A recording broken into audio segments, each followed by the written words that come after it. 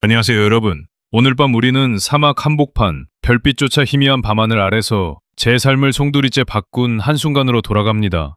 캄캄한 모래바람 속 저는 초소에 앉아 있었습니다. 사막의 밤은 생각보다 추워 손끝이 저릴 정도였고 노트북 화면만이 제 얼굴을 푸르게 비추고 있었죠. 그날 받은 이메일 하나, 단 3문장의 메시지와 PDF 파일 한 장이 저의 13년 결혼 생활을 끝장냈습니다. 당신은 아마 살아남지 못할 것입니다. 이 말을 가슴에 새기며 오늘 이야기의 시작을 열어봅니다. 편안해지기 전에 잠시 시간을 내어 동영상의 좋아요를 누르고 구독해주세요. 단 제가 하는 일이 정말 마음에 드신다면요. 지금 몇 시고 어디에서 시청 중인지 댓글로 남겨주세요. 자, 불을 끄고 선풍기를 켜서 편안한 소리를 내며 오늘 밤 시작해볼까요? 이메일 제목은 이성적으로 해결하자였습니다. 베키는 3문장으로 모든 걸 끝냈습니다. 이미 서류는 접수했고 계좌는 비었고 제레미와 함께 살고 있다. 단 3문장이었지만 제 가슴속에서는 마치 기관총을 맞은 것처럼 깊은 구멍이 뚫리는 기분이었습니다. 처음에는 읽은 내용을 이해하지 못했죠. 2번, 3번 메마른 눈으로 다시 읽었습니다. 그리고 노트북을 덮고 아무 말 없이 공동 샤워실로 향했습니다. 차가운 물줄기가 제 어깨를 때리며 모래먼지와 함께 그 순간의 감정까지 씻어주길 바랐죠. 하지만 물줄기 따위로 씻어낼 수 없는 상처였다는 걸 곧 알게 되었습니다. 그날 밤 저는 딱 한 단어로 답장을 보냈습니다. 알겠다. 그것뿐이었습니다. 변명도 애원도 화도 담지 않았습니다. 제 부대 동료 윌슨이 이상함을 눈치채고 물었습니다. 괜찮냐? 저는 간단히 대답했습니다. 그냥 집안일 좀 있어. 윌슨은 더 묻지 않았습니다. 군대라는 곳은 그런 곳이니까요. 어떤 때는 말이 필요 없다는 걸 우리는 너무나 잘 알고 있었습니다. 그리고 그 밤 저는 침낭 속에서 잠들지 못한 채 천장을 바라보며 여러 생각을 정리했습니다. 분명히 사막 바람 소리만이 귀에 맴돌았는데 그 속에 베키의 말들이 울려 퍼지는 것 같았습니다. 우리는 이제 공통점이 없잖아. 나는 외롭기 싫어. 저는 그 말들을 기억하고 있었죠. 전혀 놀랍지 않았습니다. 아버지께서 늘 하시던 말씀처럼 진짜 배신은 예고 없이 오는 법이 아니다 라는 옛 지혜가 떠올랐습니다. 사실 6개월 전부터 저는 느끼고 있었습니다.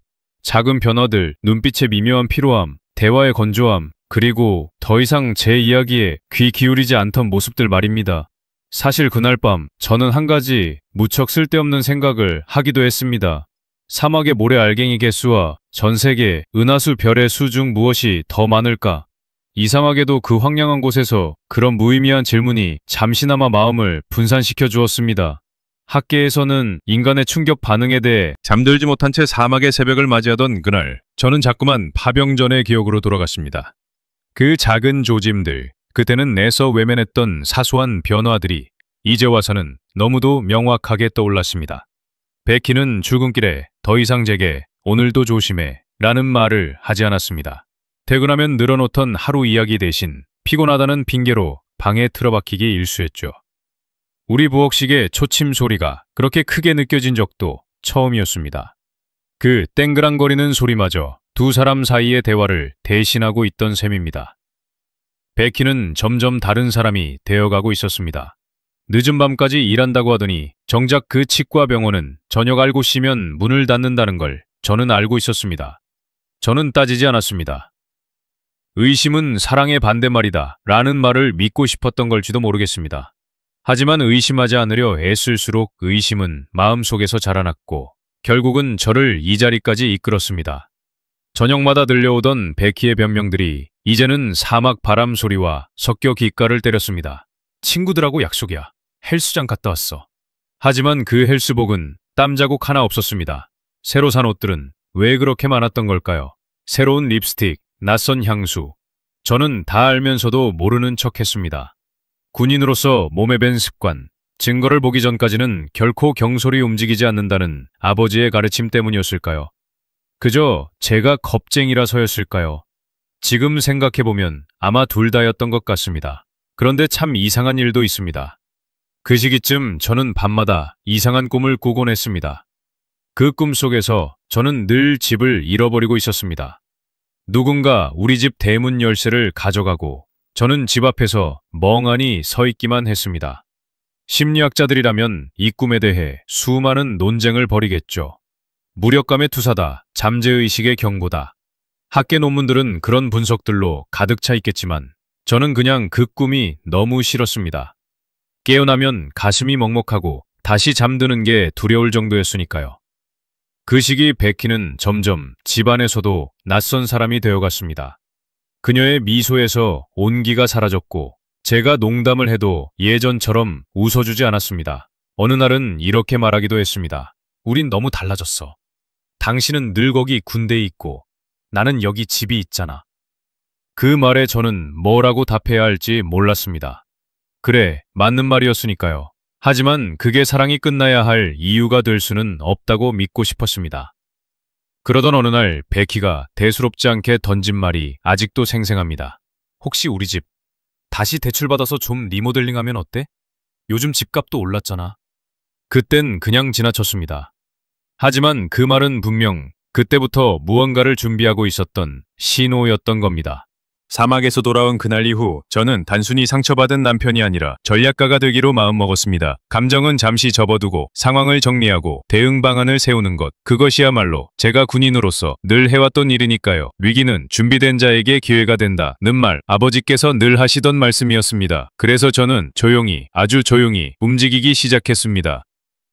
첫 번째로 한 일은 중요한 서류들을 챙기는 것이었습니다. 결혼증명서, 집문서, 제 이름으로 된 DA 대출 관련 서류, 그리고 군복무와 관련된 모든 혜택 문서까지. 저는 이 모든 걸 도시 반대편의 작은 창고에 옮겼습니다. 혹시라도 상황이 나빠지면 최소한 이 서류들만은 안전해야 한다고 생각했기 때문입니다. 창고에 그 서류들을 정리해두던 날, 저는 문득 웃음이 나왔습니다. 제 할아버지가 쓰던 은회중시계, 어머니가 소중히 간직하던 은식기 세트까지 챙기면서 마치 세상이 끝난 후를 대비하는 사람처럼 보였으니까요. 하지만 그 순간조차도 저는 마음속에 미세한 안도감을 느꼈습니다. 최악을 대비한다면 최악조차 두렵지 않다는 오래된 지혜를 되새기며 말이죠.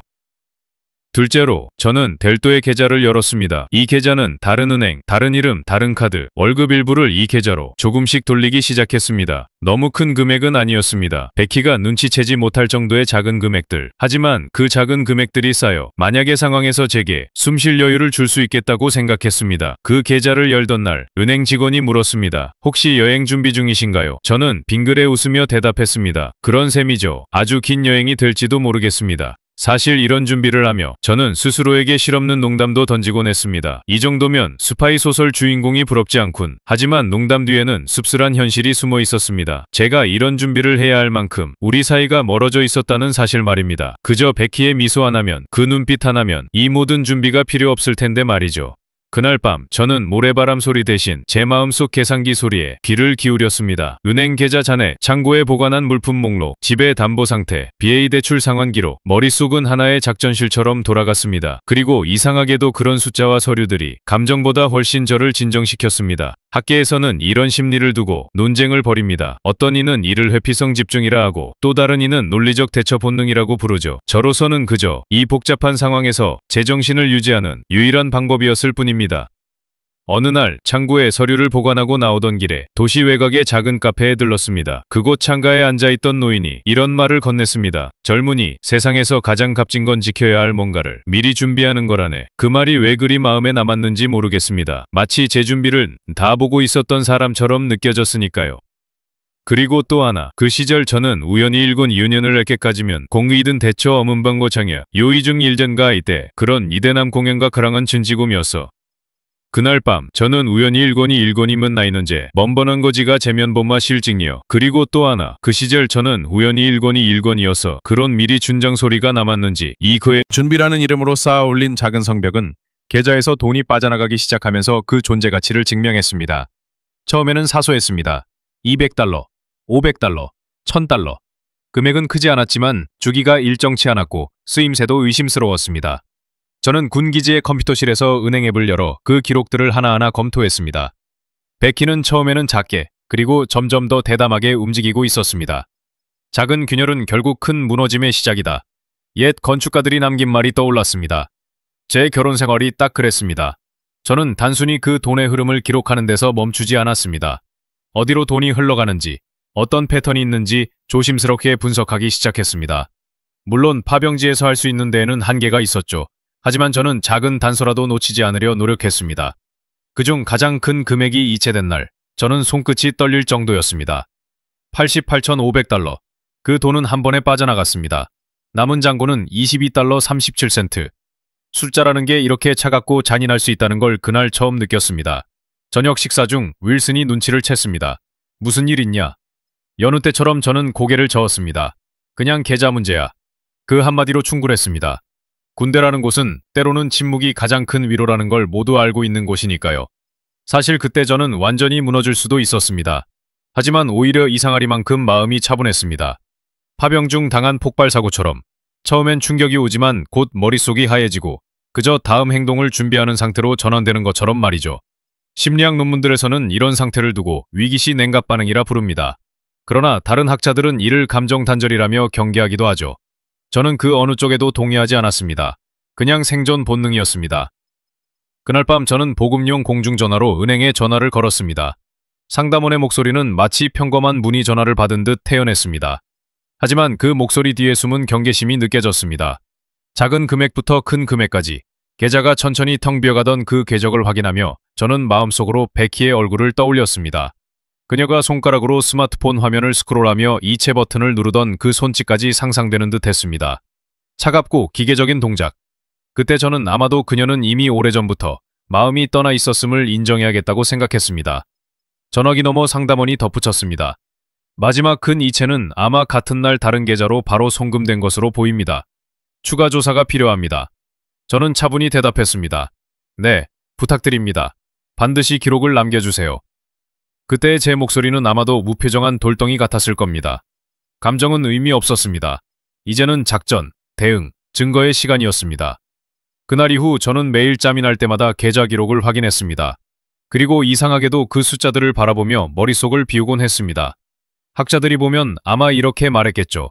이는 일종의 통제 환상이다. 인간은 무기력할수록 더 작은 숫자나 새벽이 밝아오자 저는 이미 마음속에서 한 가지 결론에 도달해 있었습니다.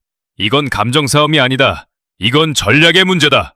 그렇게 저는 제 삶을 지키기 위한 작전에 돌입했습니다. 사막에서처럼 적이 누구인지, 지형이 어떤지, 보급은 충분한지 파악하는 일부터였습니다. 한숨을 내쉬며 노트북을 열어놓고 제 계획을 조용히 정리하기 시작했습니다. 싸움에서 이기려면 전투가 아니라 전장을 읽어라. 어린 시절 아버지께서 장작을 패며 들려주시던 말이 떠올랐습니다. 저는 이제 그 말의 의미를 뼈저리게 이해하고 있었습니다. 첫 단계는 법적 대응 준비였습니다. 저는 군복무 시절 친해진 제임스에게 이메일을 보냈습니다. 그는 이제 변호사가 되어 있었고 군인 관련 법률에 정통했습니다. 제목은 간단했습니다. 법적 조언이 필요하다. 긴급, 신중. 그리고 저는 기다렸습니다. 몇 시간 후 사막의 아침 열기 속에서 제임스의 답장이 도착했습니다. 즉시 보안 회선으로 전후하라. 그의 반응만으로도 상황의 중대함을 다시금 느꼈습니다.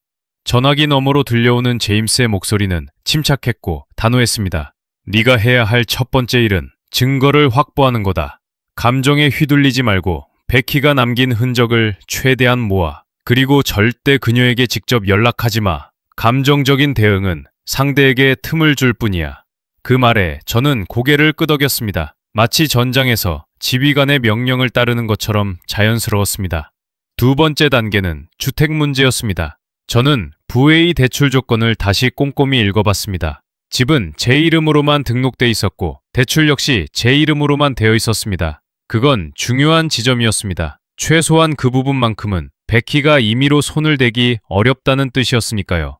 하지만 저는 안심하지 않았습니다. 과거 베키가 무심코 언급했던 집을 다시 대출받아 리모델링하자 는 말이 자꾸만 머릿속을 맴돌았습니다. 그 말은 단순한 제안이 아니라 뭔가 준비 중이었던 신호였을지도 모른다는 생각이 점점 강해졌습니다. 그날 밤 저는 또 하나의 리스트를 작성했습니다. 마스터 사령관에게 긴급 휴가 신청, 군연금 계좌 보안 점검, 집 담보 및 소유권 서류 재확인, 공동계좌 접근권 제한 방안 검토. 목록은 길어졌고 저는 그 하나하나를 체크하며 조금씩 숨을 고를 수 있었습니다.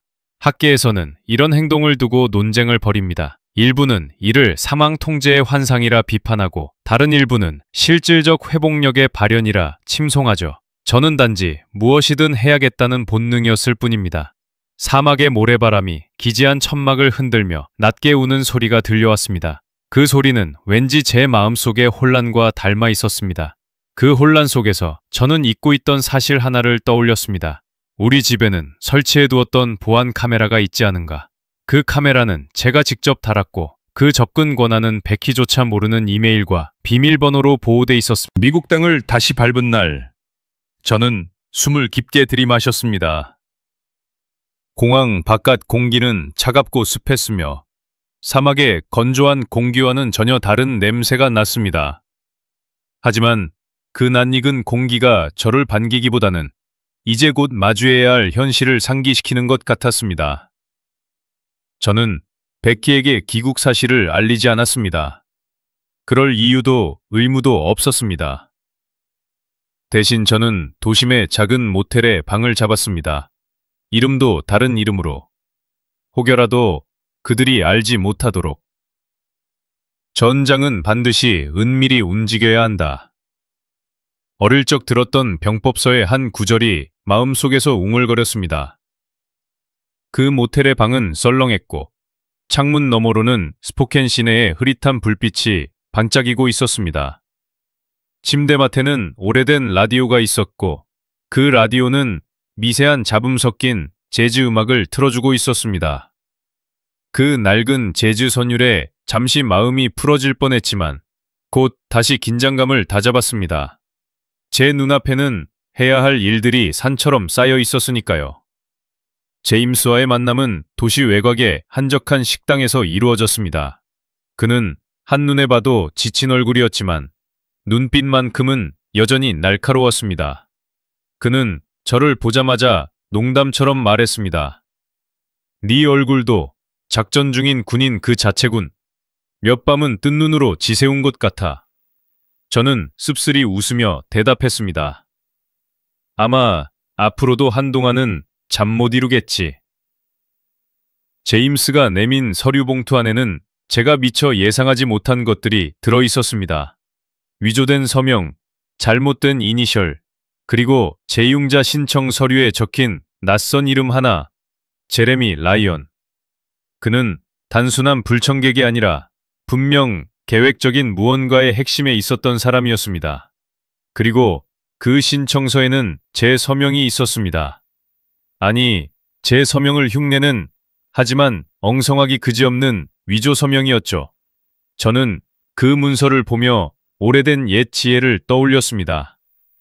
거짓은 진실의 그림자를 닮았을 뿐 그 자체가 될 수 없다.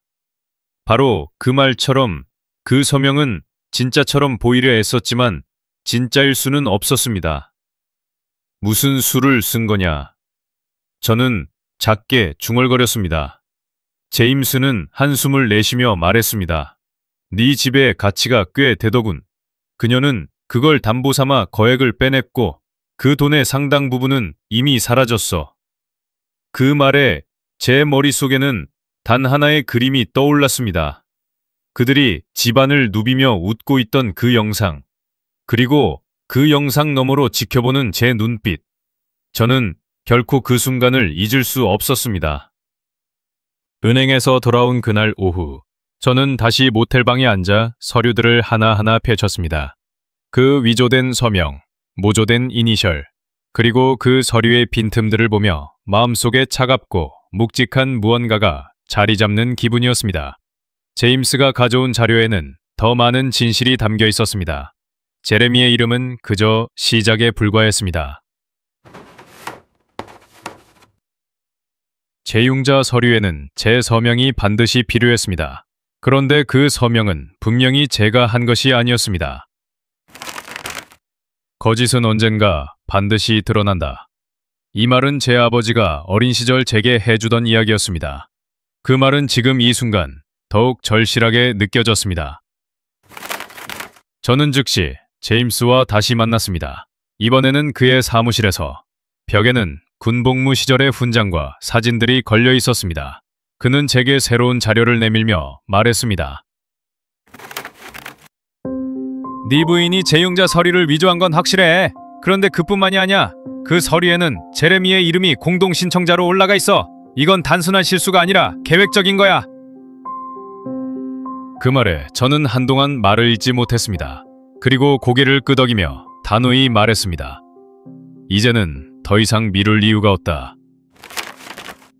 그날 이후 저는 집 관련 문서를 샅샅이 검토했습니다.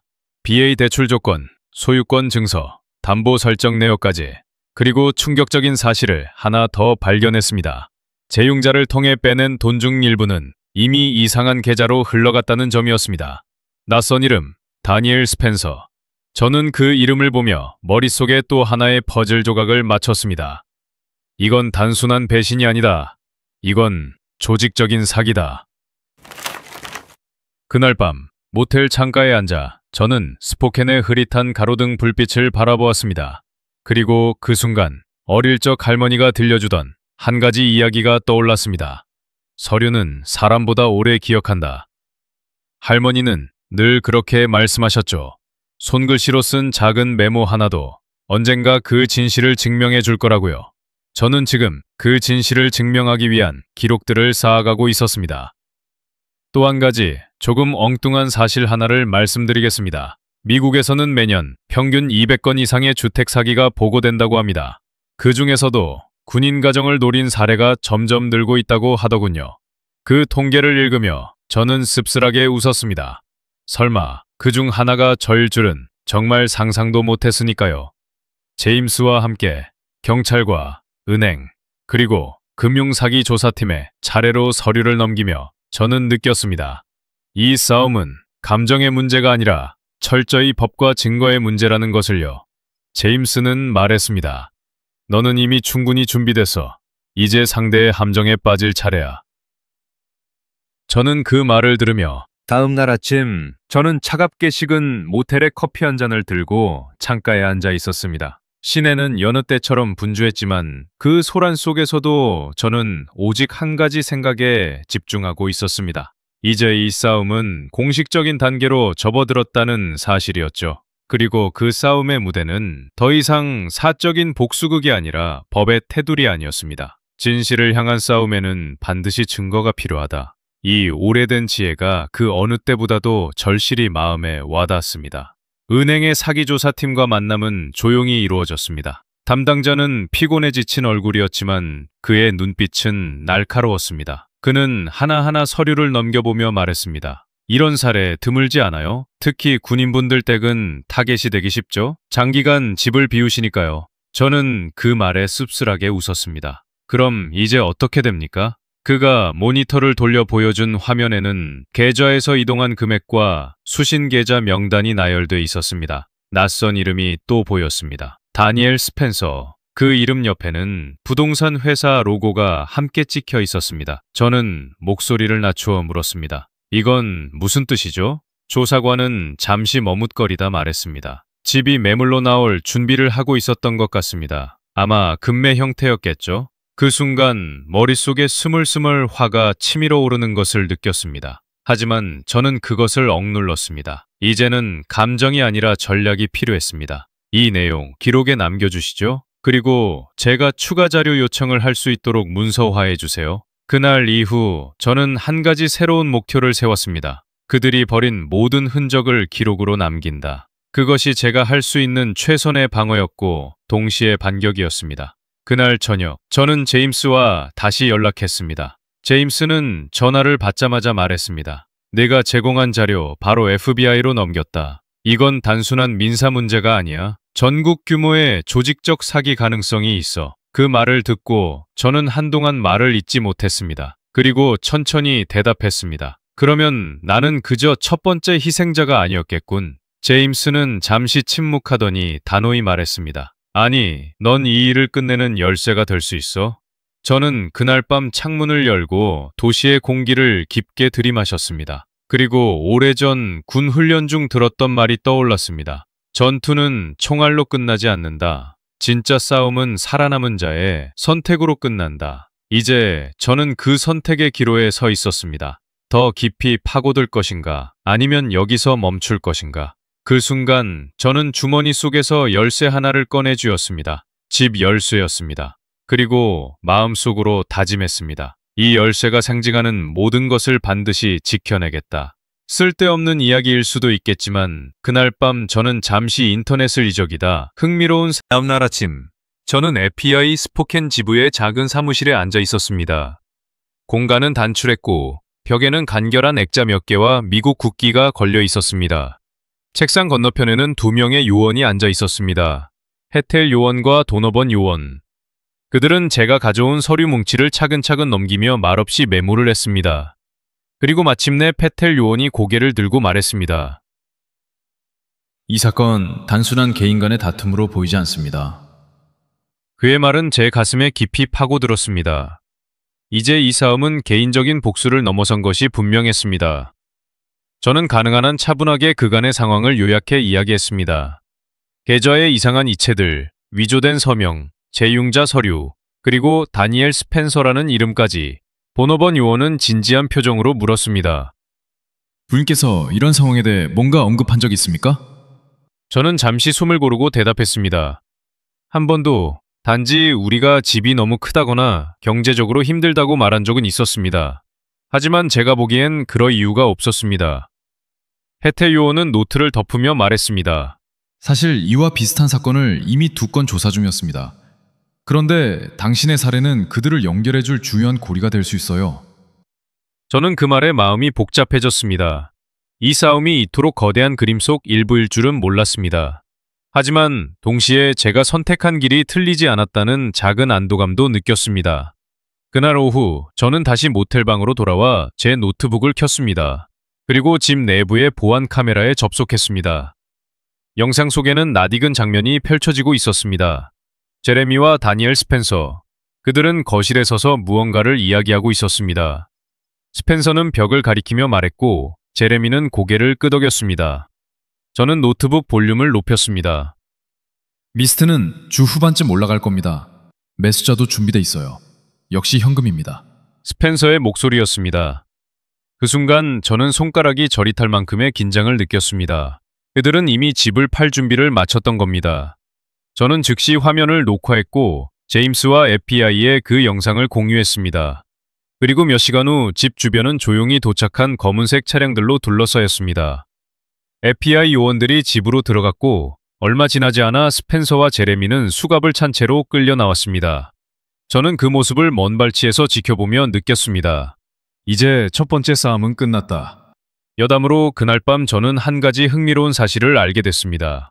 FBI의 상징인 수수께끼 같은 금색 배지는 1935년 디자인 이후 거의 바뀌지 않았다고 하더군요. 시대가 바뀌어도 진실을 쫓는 그들의 사명은 변하지 않았다는 증거 같았습니다. 그리고 저는 그 배지를 보며 이렇게 생각했습니다. 이제는 나도 그 사명의 일부가 된 셈이군. 마지막으로 페텔 다음날 아침 저는 모텔방 커튼을 젖히고 처음으로 안도의 숨을 내쉬었습니다. 스포켄의 회색 하늘 아래로 잔잔히 비가 내리고 있었고 그 빗소리가 마치 긴장으로 굳었던 제 어깨를 조금은 풀어주는 듯 했습니다. 하지만 그 평온함 속에서도 머릿속은 여전히 복잡했습니다. 이제 남은 것은 그녀다.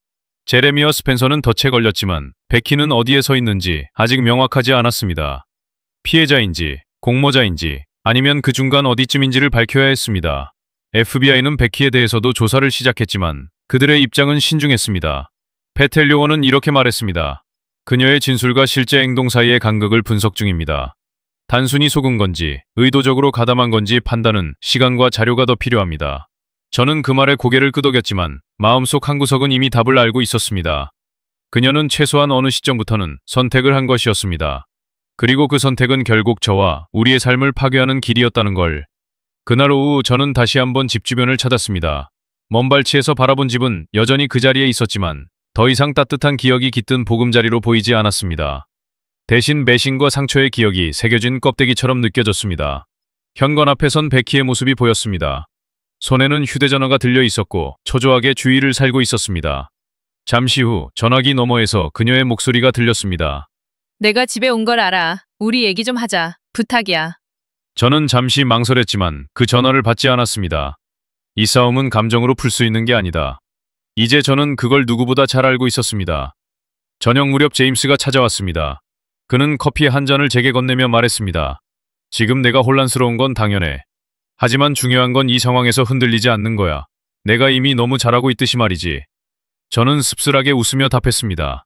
그녀를 미워하고 싶지 않았어. 하지만 지금은 미움조차 사치 같아.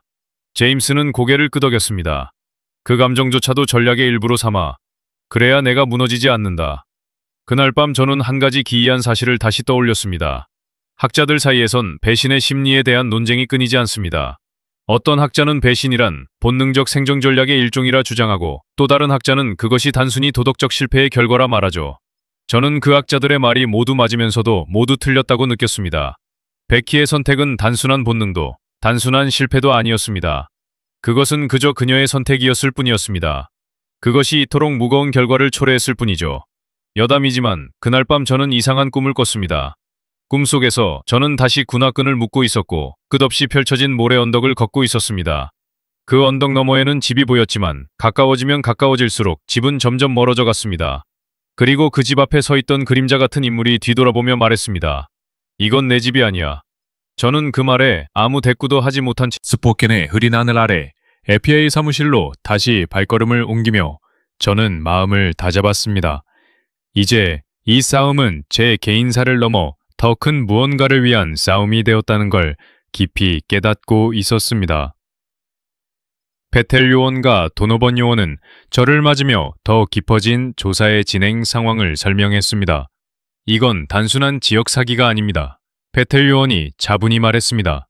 제레미 라이언과 다니엘 스펜서는 여러 주에 걸쳐 군인 가족을 노린 사기 조직의 일원일 가능성이 높습니다. 당신의 증거가 이 사건의 핵심 고리가 되고 있습니다. 그 순간 저는 이상한 복합적인 감정을 느꼈습니다. 한편으로는 분노, 다른 한편으로는 이상하리만치 차가운 평온함. 저는 그 자리에서 단호히 말했습니다. 무엇이든 필요하신 자료가 있으면 제공하겠습니다. 이 싸움을 끝낼 수 있도록 도와주십시오. 도노번 요원이 고개를 끄덕였습니다. 당신 같은 분들이 있어 이 사건을 끝낼 수 있습니다. 조사는 예상보다 빠르게 진전됐습니다. FBI는 제레미와 스펜서의 과거 거래 내역, 그리고 그들이 접촉했던 다른 군인 가족들의 기록을 확보했습니다. 그 과정에서 드러난 또 다른 사실은 충격적이었습니다. 3곳 이상의 주에서 적어도 10일 가족 이상이 이들의 희생양이 되었다는 점이었습니다. 그 가족들 중 상당수는 이미 집을 잃었고 일부는 파산 상태에 놓여 있었습니다. 저는 그 이야기를 들으며 주먹을 불끈 쥐었습니다. 이건 단순히 내 집을 지키는 싸움이 아니다. 이건 그들을 멈추게 하는 싸움이다. 그날 밤 모텔방의 차가운 침대에 누워 저는 다시 한번 오래된 지혜를 떠올렸습니다. 정의는 느리더라도 반드시 도착한다. 학자들은 이 말에 대해 여러 해석을 내놓습니다. 어떤 이는 정의란 이상에 불과하며 속도보다 방향이 중요하다고 주장하고 다른 이는 정의가 느린 이유는 인간의 이해관계 때문이라 말합니다. 하지만 저는 그 어떤 논쟁보다 이 단순한 말이 주는 울림을 믿고 싶었습니다. 정의는 느리더라도 도착한다. 그리고 저는 지금 그 길 위에 서 있었습니다. 베텔 요원의 연락은 자주 왔습니다. 조사 상황, 확보된 증거, 추가 진술 요청, 저는 언제나 응했습니다. 필요한 증언이라면 새벽이든 밤중이든 상관없었습니다. 그리고 그 과정에서 저는 점점 자신이 이 싸움의 한가운데 서 있다는 사실을 더 강하게 느끼게 됐습니다. 여담 하나를 말씀드리자면 FBI는 주요 범죄 수사에서 평균적으로 1200개 이상의 증거 문서를 수집한다고 합니다. 저는 이번 사건이 그 평균치를 훌쩍 넘을 거라고 확신했습니다. 그만큼 이 사건은 복잡했고 그만큼 철저히 파헤쳐야 할 일이 몇 달의 시간이 흐르고 스포킨의 계절은 변해 있었습니다. 차갑던 공기에는 봄의 기운이 스며들기 시작했지만 제 마음은 여전히 싸움터 한가운데 있는 듯 긴장을 놓을 수 없었습니다. 하지만 그날 페텔 요원에게서 걸려온 전화는 이 싸움의 한 챕터가 마무리되고 있음을 알려주었습니다. 제레미와 스펜서, 둘 다 유죄를 인정하는 조건으로 검찰과 협상에 들어갔습니다. 그 말은 제 어깨를 짓누르던 무게의 일부를 내려놓게 해주었습니다. 그러나 정작 제 마음속에는 복잡한 감정들이 뒤섞여 있었습니다. 승리감? 아니었습니다. 기쁨? 그것도 아니었습니다. 오히려 허탈함. 그리고 오래된 상처가 아물어가는 과정에서 느껴지는 묘한 공허함에 가까웠습니다. 이제 베키와의 결혼 생활에 마지막 줄을 긋는 일만 남았다. 저는 그렇게 스스로를 다독였습니다. 이혼은 생각보다 조용히 그리고 차갑게 진행되었습니다. 베키는 변호사를 통해 연락을 해왔습니다. 직접적인 대화는 거의 없었습니다. 몇 번의 짧은 메일, 그것뿐이었습니다. 그녀는 공모 혐의에서 빠져나오기 위해 제레미에게 모든 책임을 돌렸고 스스로를 속은 사람으로 포장하려 애썼습니다. 그리고 저 역시 그 부분에 굳이 발목 잡히지 않기로 했습니다. 제게 중요한 것은 분노의 표출이 아니라 이 싸움의 정당한 마무리였으니까요. 제임스와 상의 끝에 우리는 조건을 정리했습니다.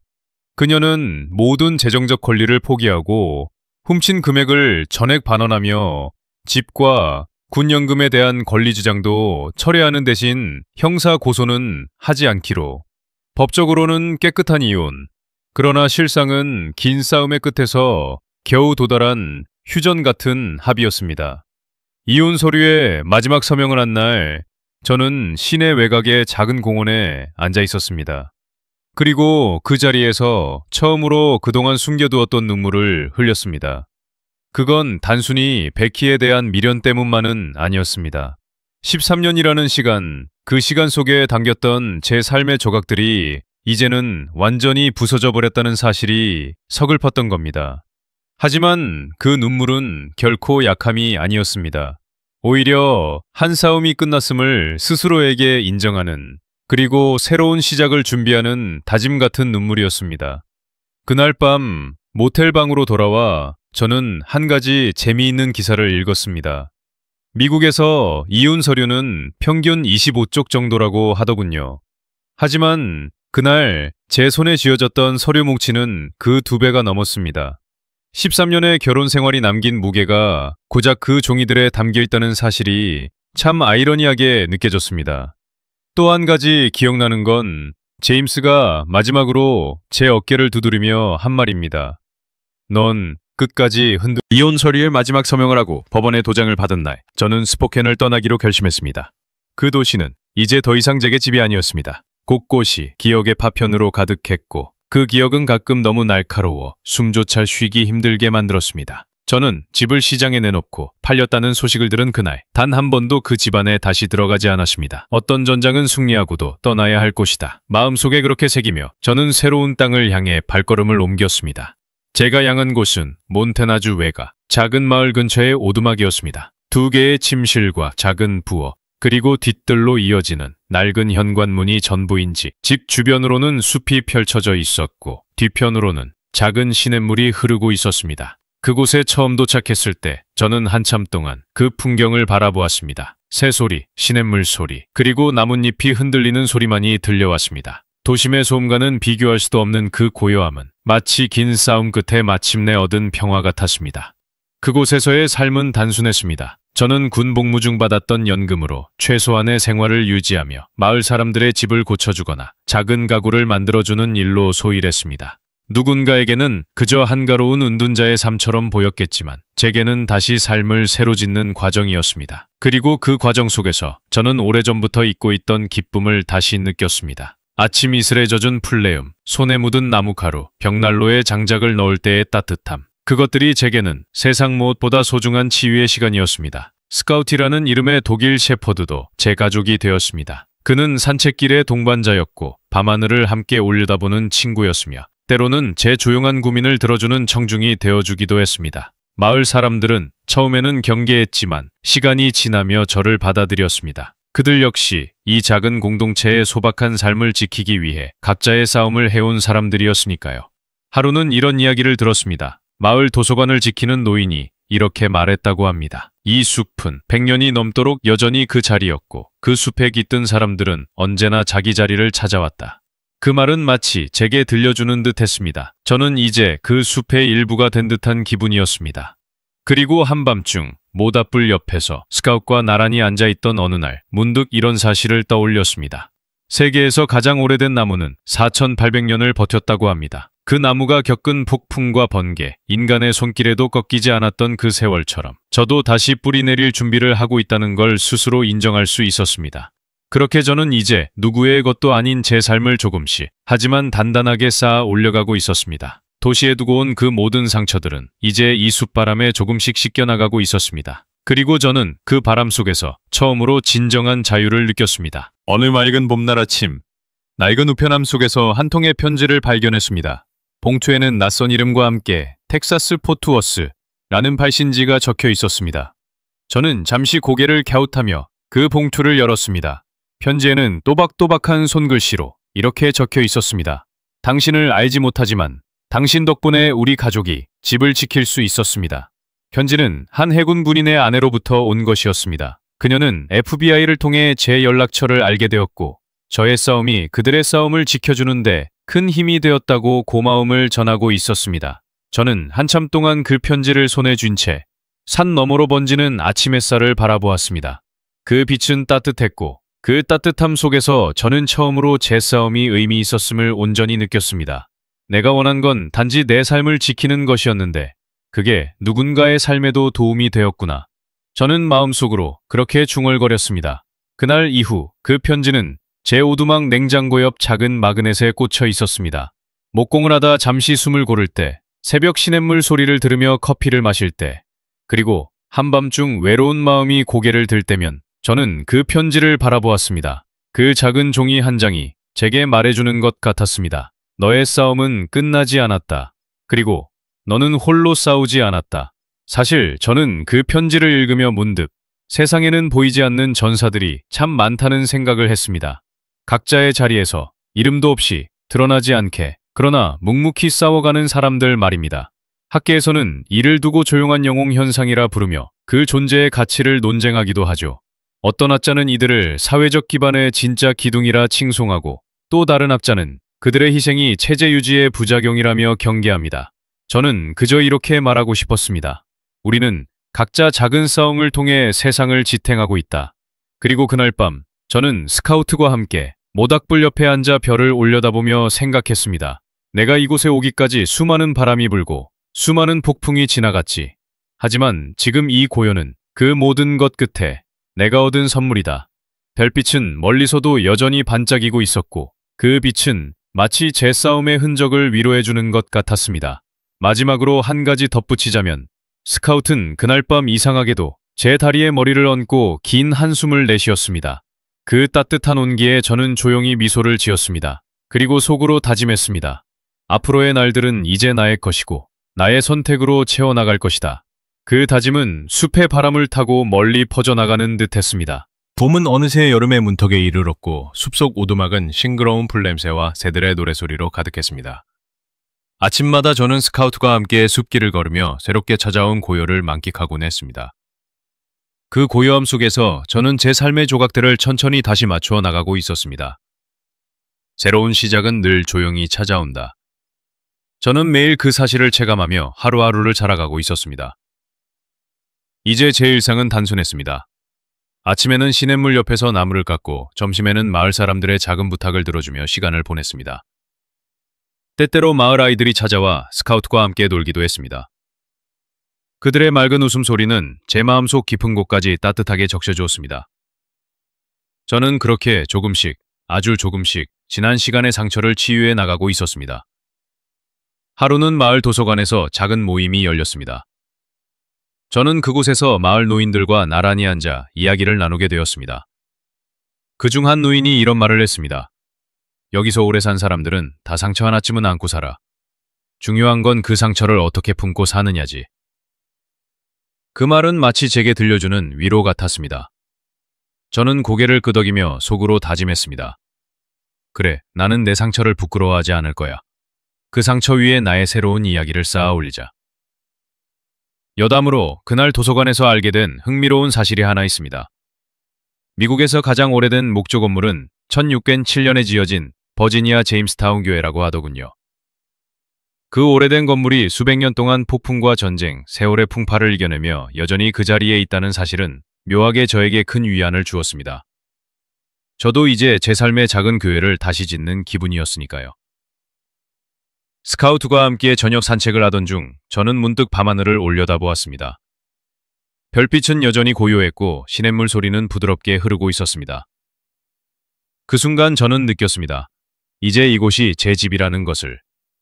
그리고 이 집은 누구의 것도 아닌 오직 제 선택과 제 삶으로 지켜낸 공간이라는 것을요. 과거의 상처와 싸움은 이제 숲의 바람에 흩어지고 있었습니다. 마지막으로 저는 속으로 이렇게 중얼거렸습니다. 지금 이 순간 나는 평화를 배우고 있다. 그리고 그 평화는 수많은 싸움 끝에 비로소 도달한 값진 선물이라는 걸 저는 누구보다 잘 알고 있었습니다. 이제 숨을 천천히 고르며 고요한 숲속 그 오두막을 상상해 보세요. 작은 창 너머로 부드러운 달빛이 들어오고 벽난로에는 장작불이 잔잔히 타오르고 있습니다. 스카우이 제 발치에 누워 평화롭게 잠든 그 모습, 그리고 시냇물 소리가 멀리서 자장가처럼 들려오는 이 고요한 밤. 여러분, 이 이야기를 따라오느라 고생 많으셨습니다. 제 삶은 이제 더 이상 누구에게도 흔들리지 않는 단단한 터전 위에 세워지고 있습니다.